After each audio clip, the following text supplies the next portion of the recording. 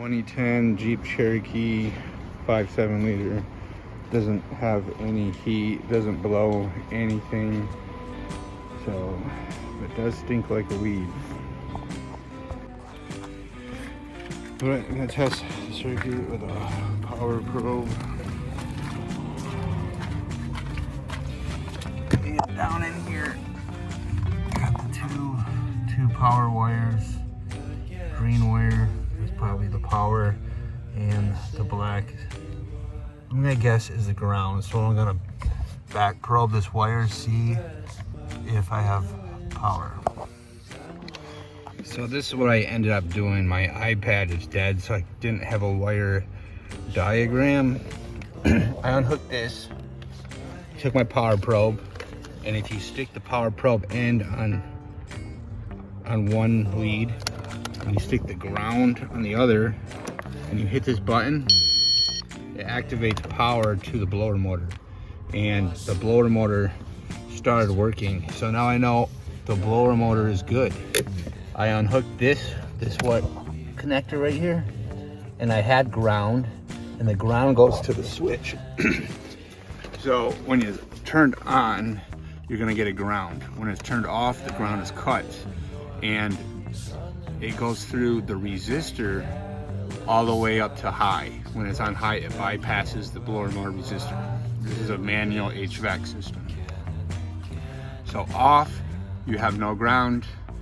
Turn it on a little bit, you're gonna have ground. And it's going through the resistor. On high, it bypasses the resistor. So if you have it below high and you're not getting ground, but if you move it too high, then you know you have a bad blower motor resistor. I've had ground continuously until shut it off, and it's cut. So it works the way it should. So now I know the blower motor works. I know my ground is good, but I didn't have any power. So there could be a short in the power lead, or it could be a blown fuse, which would be short. It could be a broken wire. So I went underneath the hood.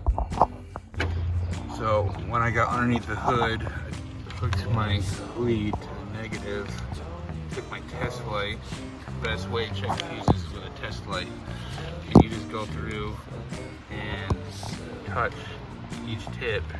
You can just speedily run through these fuses, check to see, without having to look at a wiring diagram.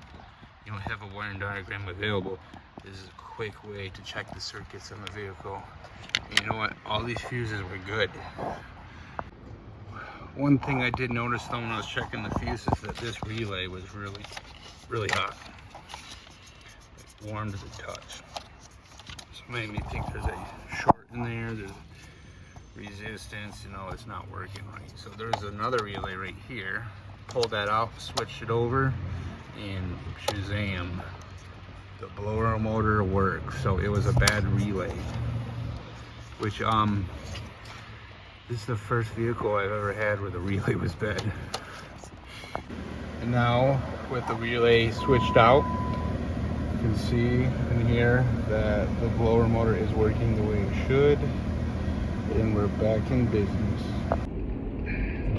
So that shows you, if you understand how a circuit works and you understand basic operation of electricity in automotive vehicles, then you can get by without a wiring diagram if you just stick with the basics of how the circuit is working, how it should be flowing, and you can figure out the issue.